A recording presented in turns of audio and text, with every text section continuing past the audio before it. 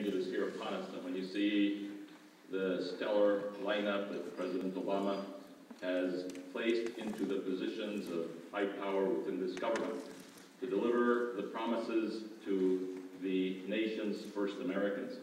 And there is no one better qualified to lead that new change and that new effort, that new beginning, than Larry Echohawk.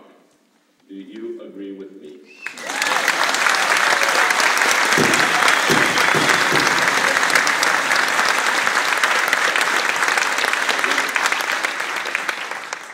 Everyone who is here is part of a family, and everyone who is here knows that we are where we are today because of our parents, our brothers, our sisters, our children, our grandparents, all of those who are part of our family. And I see so many people of the echohawk family who I have known for a very, very long time.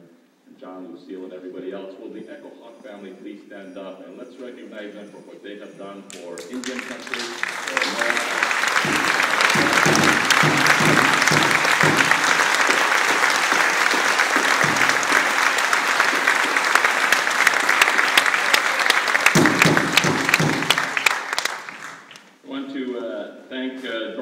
President of the Pawnee Nation, for being with us today. Alonzo Kobe, the chairman of the Shoshone-Bannock tribes as well, and a number of other people who are here. But let me just say this. I'm going to make 3 quick points. The first is the people that we are bringing into this administration.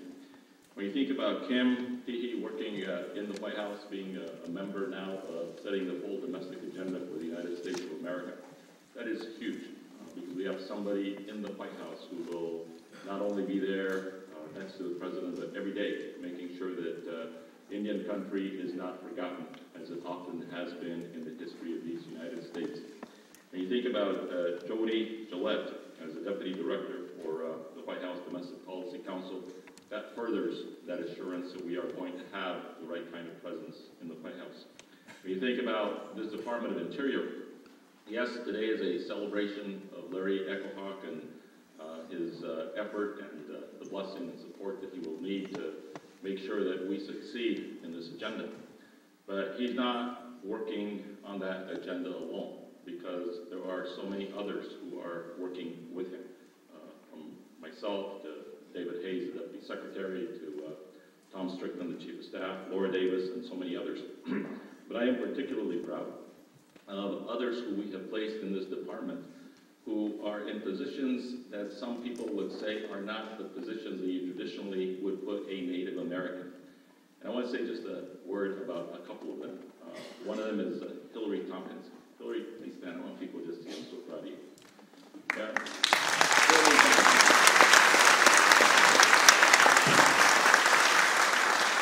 Solicitor General of the Department of the Interior.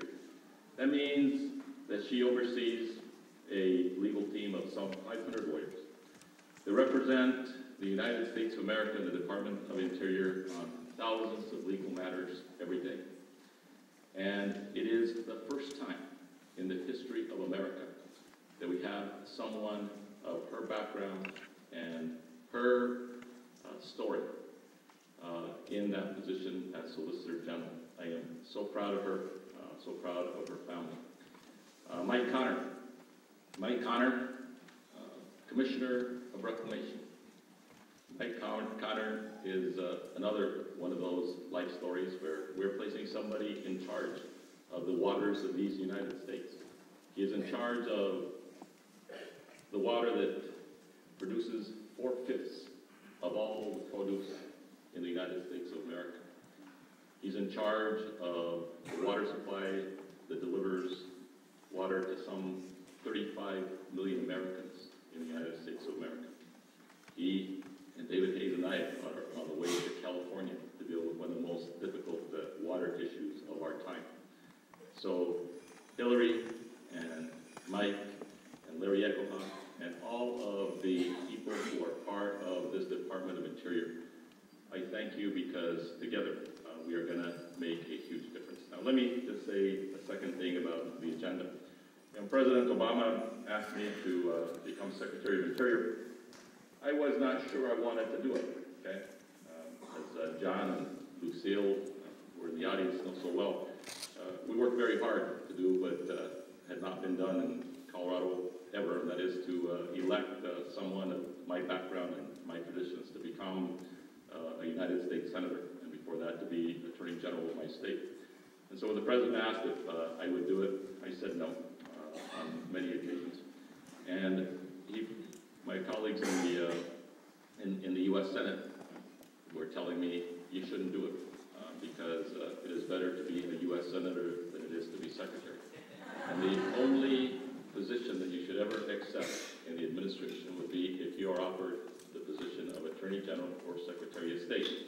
That's the trade-off. You give up a U.S. Senate seat, you go and you take one of those positions.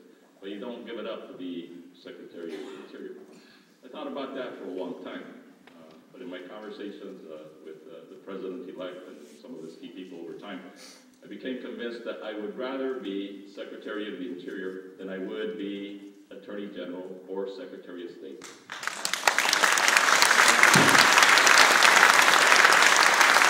In those conversations, one of the key impellers for me to reach that decision was the fact that President Obama spoke eloquently to me about his personal commitment to the first Americans of the United States of America.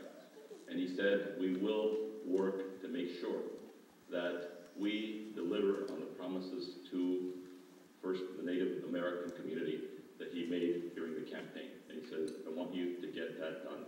And so that was one of the great reasons why I decided to do it. And I'm glad that I did it. And today, I'm just very proud of all of you who are here celebrating this very historic occasion.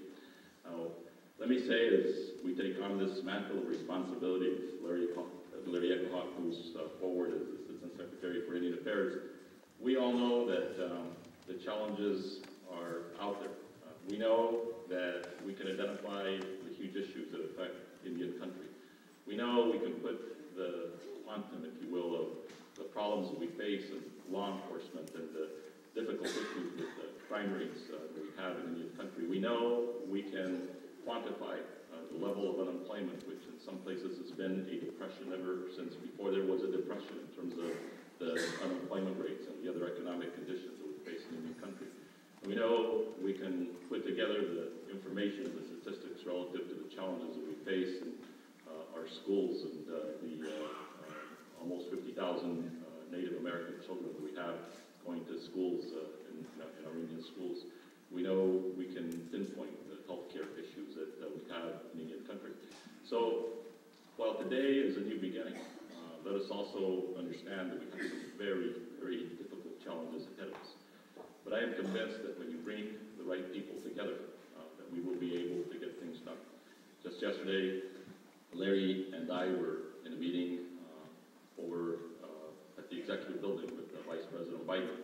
And we were talking about what we were going to do with respect to law enforcement issues in Indian country, as well as the economic recovery dollars which we are spending in Indian country.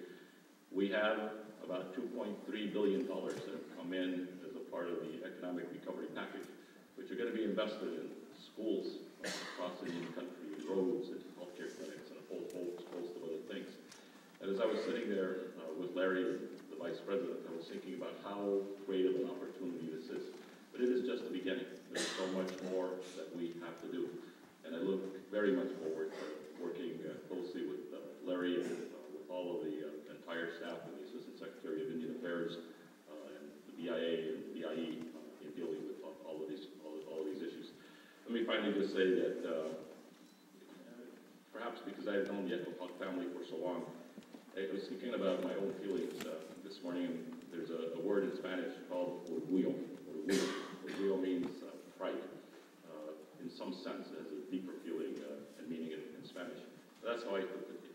I feel orgullo that I know Larry Echohawk, that I know his family, and that we have the opportunity to really work on these issues that affect so many people here in the United States of America.